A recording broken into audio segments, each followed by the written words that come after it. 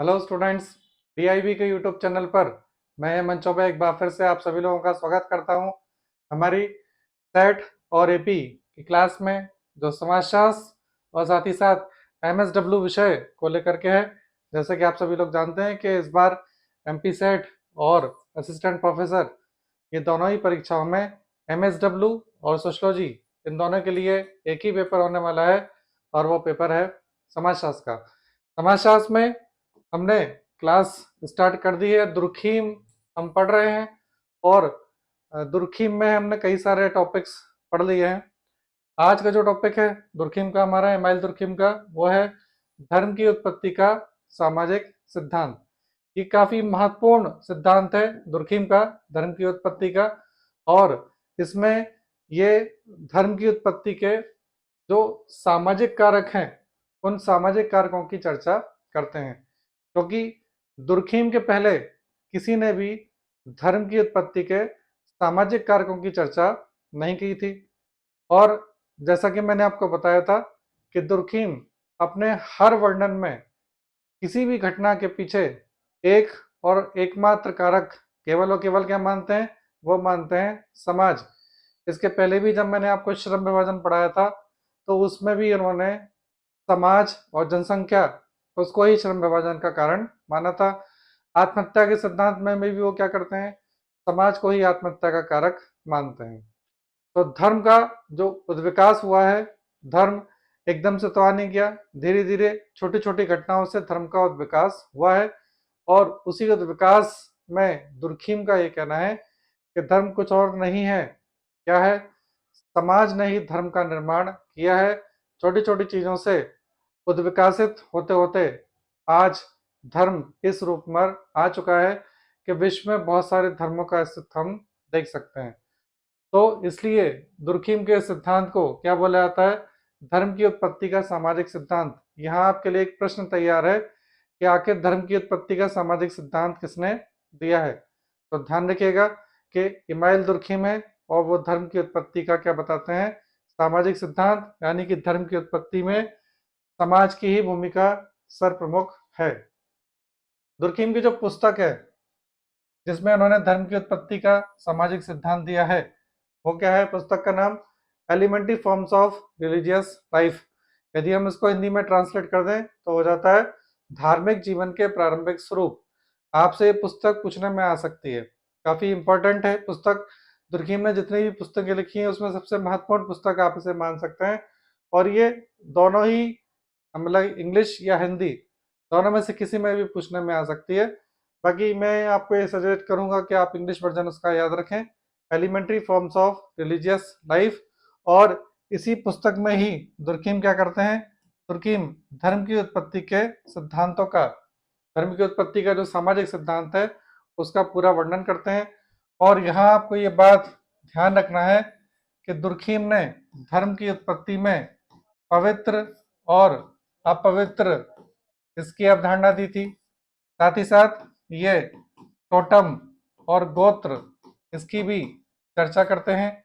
और इसी के साथ साथ विश्वास और कर्मकांड की भी चर्चा करते हैं। ठीक है, और इन्हीं सबसे संबंधित होकर के दुर्खीम ने अपना सिद्धांत दिया था। अब देखिए ये जो शब्द आ रहा है ना, प्रारंभिक स्वरूप, प्रारंभिक स्वरूप से दुर्खीम का ये मतलब था कि धर्म जब शुरुआत हुई होगी धर्म की, तब वो कैसा रहा होगा। आज तो हमारे सामने एक डेवलप्ड रिलीजन है, लेकिन जब उसका प्रारंभ हुआ होगा तब वो कैसे हुआ होगा, इसलिए वो क्या बात करते हैं, प्रारंभिक स्वरूप की। और इसलिए प्रारंभिक स्वरूप हमेशा कहाँ होता है, ये जनजाति समाज में होता है या आदिवासी समाज में होता है, क्योंकि समाज के विकास की जो प्रारंभिक अवस्था है वो क्या है, आदिवासी समाज है या जनजाति समाज है। इसलिए दुर्खीम ने क्या किया, आदिवासी और जनजाति समाज का अध्ययन किया और उसमें धर्म के प्रारंभिक स्वरूप की चर्चा करी। और इसको लेकर के दुर्खीम ने ऑस्ट्रेलिया में अरुंटा जनजाति थी, अरुंटा जनजाति का अध्ययन किया था। तो ध्यान रखिएगा, ये आपसे पूछने में आ सकता है कि दुर्खीम ने किस जनजाति का अध्ययन किया था। तो ध्यान रखना है आपको कि दुर्खीम ने ऑस्ट्रेलिया में अरुंटा जनजाति का अध्ययन किया था। चलिए, दुर्खीम के समय जबकि उन्होंने ये बताया कि धर्म के विकास का कारण केवल और केवल समाज है, उस समय दो सिद्धांत बहुत ज्यादा चलन में थे धर्म की उत्पत्ति को लेकर के। और एक था टायलर का जीववाद का सिद्धांत और दूसरा था मैक्स मुलर का प्रकृतिवाद का सिद्धांत। ये जो दोनों विद्वान थे, इनके सिद्धांत धर्म की उत्पत्ति के उस समय चलन में थे। ये भी प्रश्न आपसे पूछ सकते हैं। तो टायलर का जीववाद, और टायलर इसमें आत्मा और प्रेतात्मा की चर्चा करते हैं। और टायलर का ये कहना था कि जब कहना चाहिए कि समाज की एकदम प्रारंभिक अवस्था थी, जबकि मनुष्य जंगलों में ही रहता था, उसे ज्ञान जरा भी नहीं था। तो जब वो सो जाता था तो सोते समय वो स्वप्न देखता था, और स्वप्न में ये देखता था कि उसका जो मानव शरीर है वो हवा में उड़ रहा है, वो अंतरिक्ष में सैर कर रहा है, वो उड़ करके पर्वतों को पार कर जाता है। तो उसको कहीं ना कहीं इस आत्मा की जो अवधारणा है उस पर भरोसा होने लगा। या कभी कोई मर जाता है तो वो आत्मा जब चली जाती है तो लौट करके नहीं आती है। तो इस प्रकार के जो विश्वास थे, उन विश्वासों के चलते आत्मा और प्रेतात्मा की अवधारणा उस समय सामने आ गई। धीरे धीरे इसके साथ जुड़ी हुई पितरों की पूजा होने लगी और आगे जाकर के इसने धर्म का रूप धारण कर लिया। दूसरा मैक्स मुलर का प्रकृतिवाद का सिद्धांत था, और इन्होंने जो प्राकृतिक घटनाएं थीं, उन प्राकृतिक घटनाओं को उत्तरदायी मान लिया किसमें, धर्म की उत्पत्ति में। प्राकृतिक घटनाएं कैसी, बात वही आती है कि प्रारंभिक स्वरूप में जब मनुष्य को कोई ज्ञान नहीं था, वो जंगल में रहता था, तो बादल से बिजली का चमकना, बादल का गरजना, आंधी तूफान आना, तो उसमें उसको ये लगता था कि ये जो प्रकृति है, इस प्रकृति में कुछ ना कुछ एक सुपर नेचुरल पावर है, अति प्राकृतिक शक्ति है। तो उसने क्या किया, उसने प्रकृति के आगे नतमस्तक स्वयं को कर दिया, सरेंडर कर दिया। तो नदी की भी पूजा प्रारंभ हो गई, पहाड़ की भी पूजा प्रारंभ हो गई, पेड़ पौधों की भी पूजा प्रारंभ हो गई, सबकी पूजा जो आज भी चलती है। ये जो दोनों सिद्धांत थे, ये दोनों सिद्धांत सुपर नेचुरल पावर को लेकर के थे। यानी इन दोनों सिद्धांतों का संबंध किससे था कि कुछ ना कुछ अति मानवीय, अति प्राकृतिक, यानी प्रकृति से परे जाकर के सुपर नेचुरल कुछ ना कुछ एक शक्ति जरूर है। और उसी शक्ति के सामने जब हम सरेंडर कर देते हैं तो वो किस में कन्वर्ट हो जाती है, धर्म में। लेकिन दुर्खीम, उनका ये कहना था कि ऐसी पॉसिबिलिटी नहीं है, क्योंकि धर्म इसी समाज का हिस्सा है। इसलिए धर्म की उत्पत्ति में किसी दूसरी शक्ति का योगदान हो जाए, ये पॉसिबल नहीं है। और धर्म की उत्पत्ति में समाज का ही योगदान होगा। क्यों? क्योंकि धर्म इस समाज के बीच में से ही है, किसी ने बाहर से आकर के इसका निर्माण नहीं किया है। दुर्खीम क्या बोलते हैं, धर्म क्या है, सामाजिक संस्था है, या सामाजिक तथ्य मानते हैं, या सामाजिक घटना है। और सामाजिक घटना या संस्था की उत्पत्ति में कोई भी सामाजिक कारक ना हो, यह असंभव है। तो दुर्खीम का ये कहना था कि धर्म सामाजिक संस्था यानी समाज के नियम कानूनों का संग्रह है। इसलिए यदि आप ये सोचते हैं कि इसकी उत्पत्ति किसी सुपर नेचुरल पावर ने कर दी है, तो ये पॉसिबिलिटी नहीं है। क्योंकि समाज में यदि कोई भी चीज अस्तित्व में है तो उसके उत्पत्ति में, उसके निर्माण में समाज का योगदान होगा। तुर्कीम ने किसका अध्ययन किया, ऑस्ट्रेलिया की अरुंटा जनजाति का अध्ययन किया। ये बहुत ज्यादा महत्वपूर्ण है, आपसे पूछ सकते हैं कि अरुंटा जनजाति का अध्ययन किसने किया। ध्यान रखिएगा, इमाइल दुर्खीम ने। क्या बोलते हैं दुर्खीम, प्रत्येक धर्म का कोई वास्तविक आधार होता है।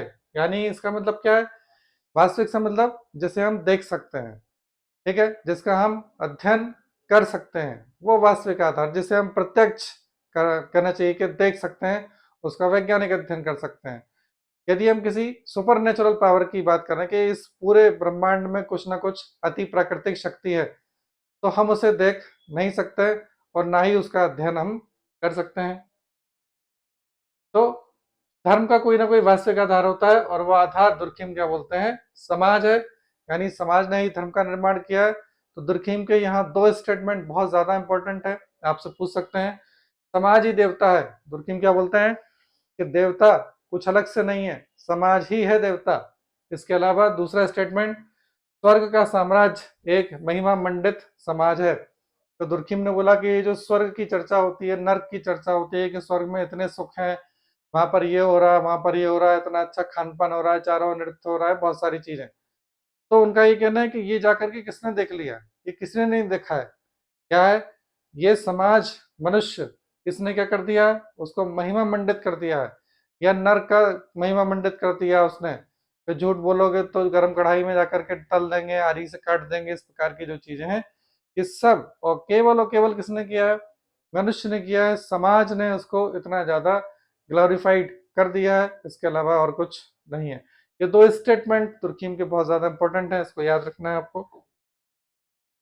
तुर्कीम क्या बोलते हैं, सामूहिक जीवन की समस्त वस्तुओं या घटनाओं को, चाहे वो सरल हो या जटिल हो, वास्तविक हो या आदर्शात्मक हो, हम दो प्रमुख भागों में बांट सकते हैं। नंबर एक, पवित्र, और दूसरे को बोलते हैं वो साधारण या अपवित्र। इसका इंग्लिश वर्जन आपको जरूर याद रखना है। पवित्र को हम बोलते हैं सैक्रेड, और इसको क्या बोल देते हैं हम, प्रोफेन। तो सैक्रेड और प्रोफेन, साथ ही साथ पवित्र और साधारण या अपवित्र। देखिए क्या होता है, जो वस्तुएं होती हैं, कुछ वस्तुएं कैसी होती हैं, हम कोई भी वस्तु का प्रयोग करते हैं, हम आज की चर्चा कर रहे हैं, हम प्रेजेंट टाइम की चर्चा कर रहे हैं, तो कुछ वस्तुएं बाय डिफॉल्ट कैसी मानी जाती हैं, वो पवित्र मानी जाती हैं। जैसे कि पूजा पाठ से संबंधित जितनी भी वस्तुएं हैं, जैसे नारियल, नारियल को क्या माना जाता है, उसे पवित्र की कैटेगरी में मान लिया जाता है। या फिर भारत देश में बहुत सारी नदियां हैं, लेकिन नदियों में ही गंगा नदी को बहुत ज्यादा पवित्र मान लिया गया है। ऐसे कई सारी चीजें हैं जो पवित्र मान ली जाती हैं, और बाकी की जो चीजें होती हैं वो साधारण के रूप में मानी जाती हैं, यानी पवित्रता के साथ उसका कोई संबंध नहीं होता है। जैसे हमारा मोबाइल फोन साधारण है, उसको आप अपवित्र भी बोल सकते हैं। अपवित्र इसलिए क्योंकि तुर्की में बोलते हैं कि जो पवित्र नहीं है वो अपवित्र है, तो आप उसे अपवित्र बोल दें या साधारण बोलते हैं। तो मोबाइल फोन हो गया, ये डिजिटल बोर्ड है, ये कोई पवित्रता की श्रेणी में सम्मिलित नहीं होता है, क्या है, साधारण वस्तु है। तो दुर्खिम बोलते हैं कि दो ही प्रकार की वस्तुएं होती हैं, कुछ वस्तुएं कैसी होती हैं, पवित्र, और दूसरे क्या होती हैं, अपवित्र या साधारण। दूसरी बात ये बोलते हैं कि समाज के सदस्य जिन्हें पवित्र समझते हैं, उन्हें अपवित्र या साधारण से सदा दूर रखने का प्रयत्न करते हैं।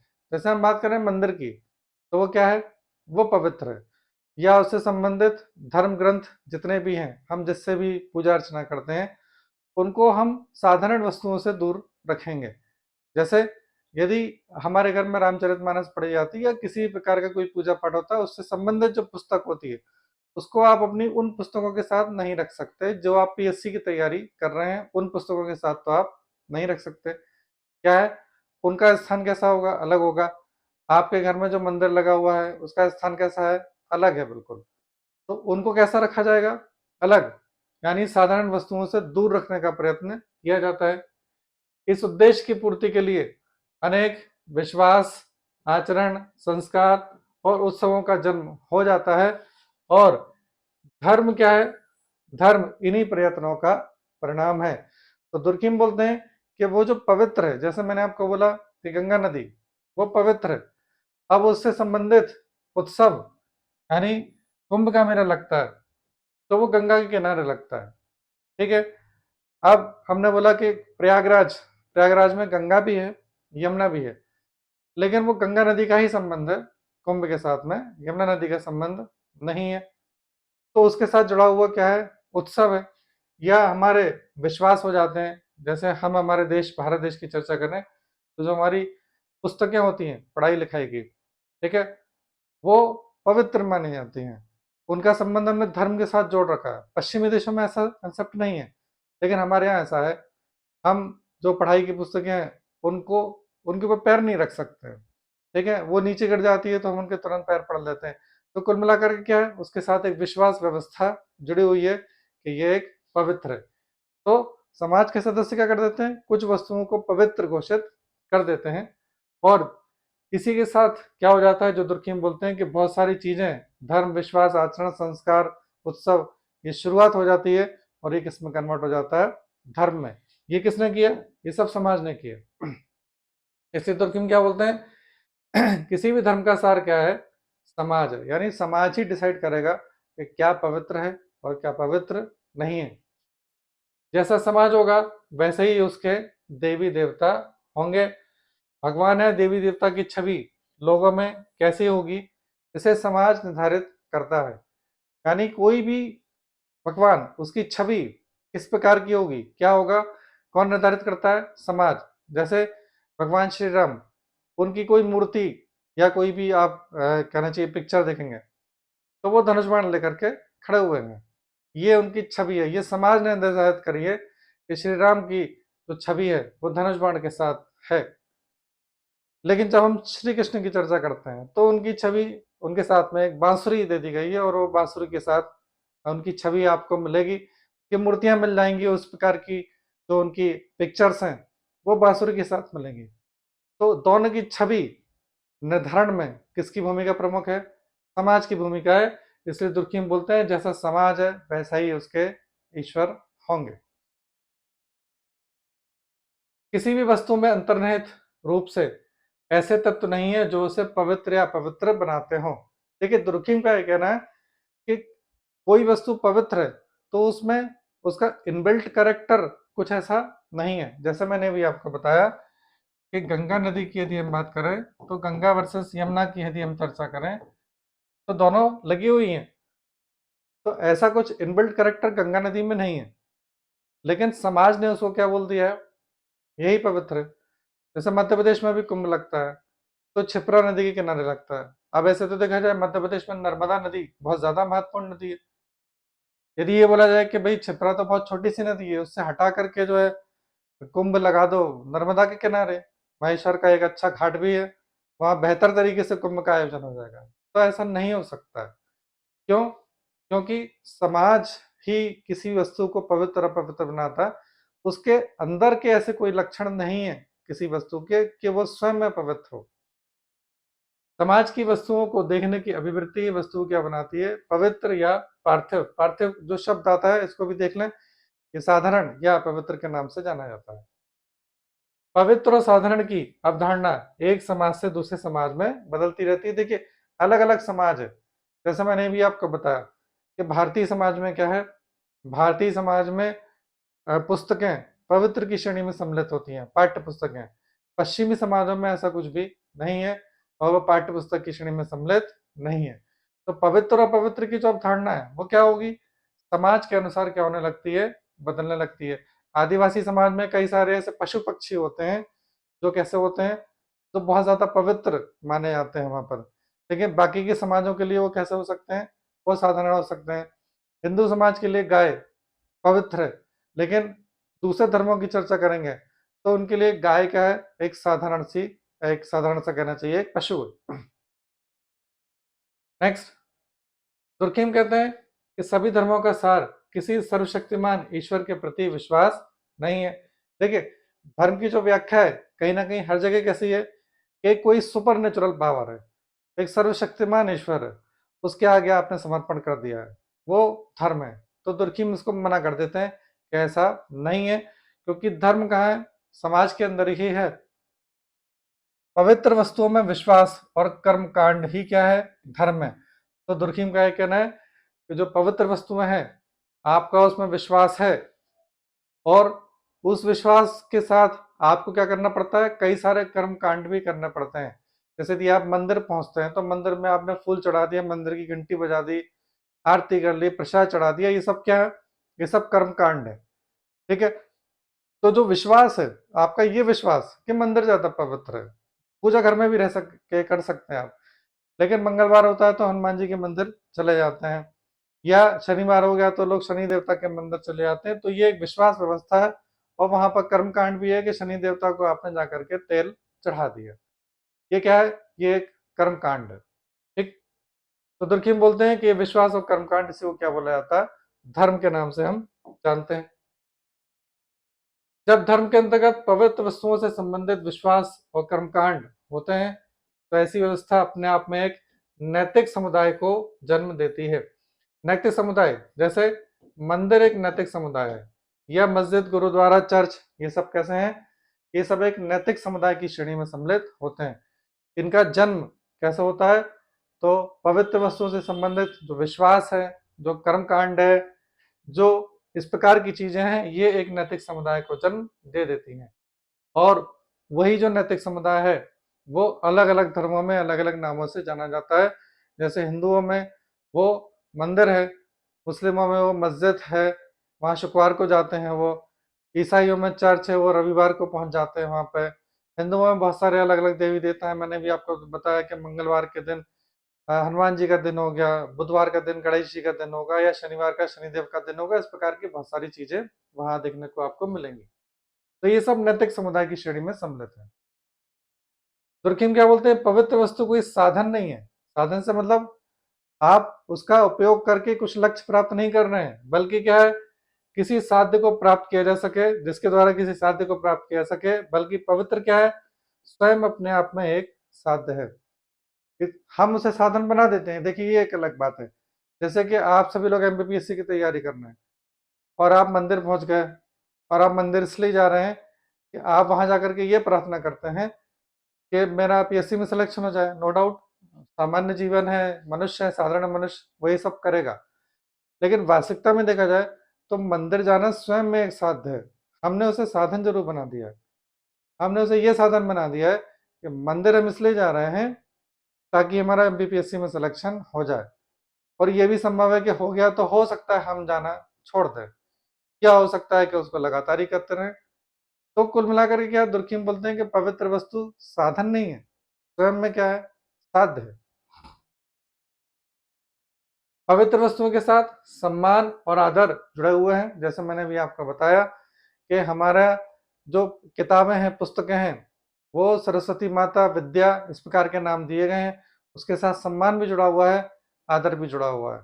या हम बात करते हैं ओम की, या हमारा जो स्वास्तिक का चिन्ह है, ये सब क्या है? ये सब सम्मान और आदर, ये पवित्र वस्तुएं हैं। मंदिर का झंडा, मंदिर का घंटा, ये सब क्या है? ये सब सम्मान और आदर इनके साथ जुड़ा हुआ रहता है। या जैसे लोग जाते हैं, जब भी प्रयागराज पहुंच जाते हैं तो गंगा में डुबकी लगा लेते हैं, गंगा जल भर के ला जाते हैं। ये सब लोग पवित्र वस्तुओं के प्रति सामान्य दृष्टिकोण नहीं रखते हैं। यानी पवित्र वस्तु के प्रति दृष्टिकोण कैसा रहेगा? वो विशिष्ट दृष्टिकोण रहेगा, पवित्र वस्तुओं के प्रति सामान्य दृष्टिकोण नहीं रहेगा। मैंने आपको बताया कि गंगा और यमुना में से गंगा के प्रति जो दृष्टिकोण है वो कैसा है? वो विशिष्ट है। यमुना के प्रति दृष्टिकोण कैसा रहेगा? उतना विशिष्ट नहीं है जितना गंगा के प्रति है। पवित्र वस्तुएं उपयोगी नहीं समझी जाती। देखिए, जो पवित्र वस्तु होती है उनका एक विशिष्ट ही यूज होता है और वो पवित्र स्थान पर ही होता है। इसके अलावा उसका और कोई बहुत ज्यादा यूज नहीं है। ठीक है, जैसे कि यदि हम बात करें मंदिर की घंटी की, इसके अलावा उसका क्या यूज है? या धूप बत्ती जिसका हम प्रयोग कर रहे हैं, इसके अलावा उसका कोई और यूज नहीं है। हम फूल चढ़ा रहे हैं उस पर, उसके अलावा उसका कोई और यूज नहीं है। तो जो पवित्र वस्तुएं होती हैं उनका बहुत ज्यादा उपयोग नहीं होता है, वे केवल उसी स्थान के लिए ही उपयोगी मानी जाती हैं। धार्मिक विश्वास का संबंध किससे है? कर्मकांडों से है। कर्मकांड के अविवेकपूर्ण और अतार्किक होने पर भी लोग इसको व्यवहार में लाते हैं। देखिए, कर्मकांड करना क्या है? अविवेक और अतार्किक हो सकता है। जैसे यदि ये बोला गया कि गंगा के किनारे कुंभ लगा गया है, इसमें यदि आप स्नान कर लेते हैं तो आपको अपने पापों से मुक्ति मिल जाएगी, तो ये इलॉजिकल है, अविवेकपूर्ण है। लेकिन उसके बाद भी ऐसा होता है। या कई सारी व्रत कथाएं चलती हैं कि यदि आप ये व्रत कथा कर लेते हैं तो आपके घर में धन धान्य से पूर्ण हो जाएगा। कई लोग ऐसे हैं जो लगातार उन व्रत कथाओं को हमेशा ही करते रहते हैं, लेकिन वो धन धान्य से पूर्ण नहीं हो पा रहे हैं। ठीक है, उनकी समस्याएं वैसी ही एज इट इज जैसे 10 साल पहले थी, लेकिन उसके बाद भी लोग करते हैं। तो जो कर्मकांड होता है, कर्मकांड किया जाता है, भले चाहे उसका रिजल्ट मिल रहा है या नहीं मिल रहा है, उसको तर्क संगत दृष्टिकोण से नहीं देखा जाता। ये कर्मकांड समुदाय के लोगों को एक सूत्र में बांधते हैं। जो मैंने अभी आपको बताया कि यदि कुंभ हुआ तो क्या है? कुंभ में सभी लोग एक सूत्र में बन जाते हैं, एक जगह इकट्ठे हो जाते हैं, एक सामूहिक शक्ति का अनुभव होता है। नवरात्रि के समय 9 देवी की उपासना की जाती है, लोग एक जगह इकट्ठा होते हैं, पूरा देश 9 देवी की उपासना कर रहा है। ये क्या है? ये सब एक सूत्र में बांधना है, और इसके चलते इनमें क्या होता है, लोगों में एकता स्थापित होती है। उनको ये लगता है कि हाँ भाई, हम हिंदू समुदाय के हैं या हम ईसाई समुदाय के हैं या किसी भी समुदाय के, तो ये सब क्या है, कर्मकांड लोगों को क्या करते हैं, एक साथ जोड़े रखने का कार्य करते हैं। जो लोग प्रयागराज में रहते हैं वो गंगा नदी में जाके कभी भी नहा सकते हैं, लेकिन कुंभ होता है जब, तो वो विशेष रूप से पहुंचेंगे वहां पर। क्यों? क्योंकि वो एक विशेष कर्मकांड की श्रेणी में सम्मिलित होता है। टोटम और गोत्र, मैंने भी आपको बताया था, दुर्खिम ने टोटम और गोत्र की अवधारणा बताई थी। तो दुर्खिम क्या बताते हैं? दुर्खिम बोलते हैं कि धर्म के और विकास की श्रृंखला में टोटमवाद दुनिया में सबसे पहला और मौलिक धर्म है।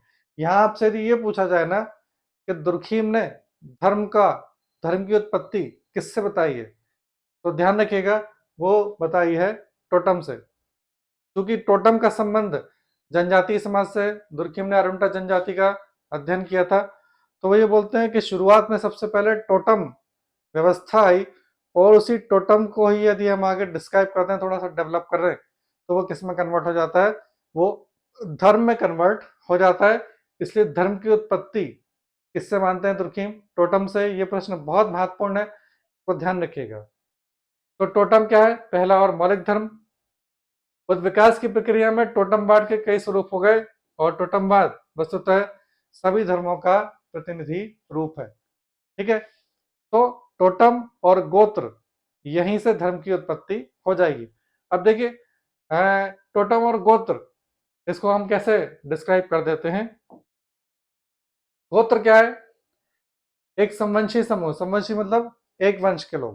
देखिए, जैसे क्या होता है, दुर्खिम का ये कहना है कि सपोज गोत्र व्यवस्था के अंतर्गत, ठीक है, यदि हम बात करें, कुछ लोग हैं और वो एक ही जैसे गोत्र के हैं, ठीक, एक ही जैसे गोत्र के लोग हैं, बहुत सारे लोग हैं, हमने बोला 150 लोग हैं, और इन गोत्र, एक ही गोत्र के जो लोग हैं, इनकी उत्पत्ति, सपोज ये जो गोत्र हैं, ये सपोज गोत्र ए है कोई, या XYZ कोई भी है, इनकी उत्पत्ति किसी ना किसी पूर्वज से हुई है। ठीक है ना?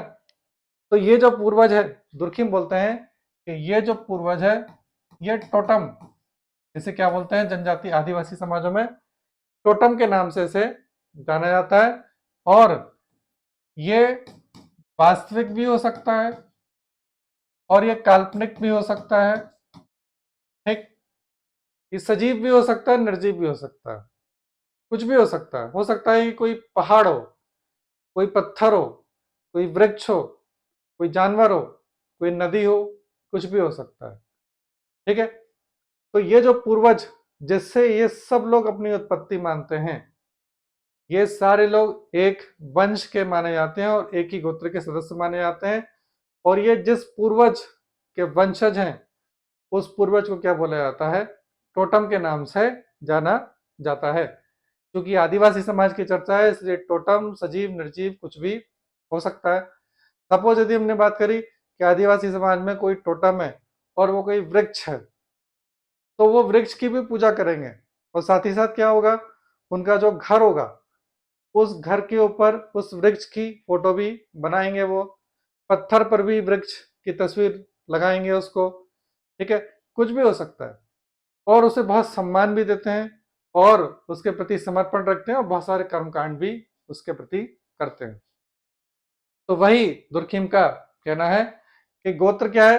गोत्र एक संवंशी समूह है। सामान्यतः कैसा होता है? बहिर्विवाही बंधुओं का एक समरक्तीय समूह होता है।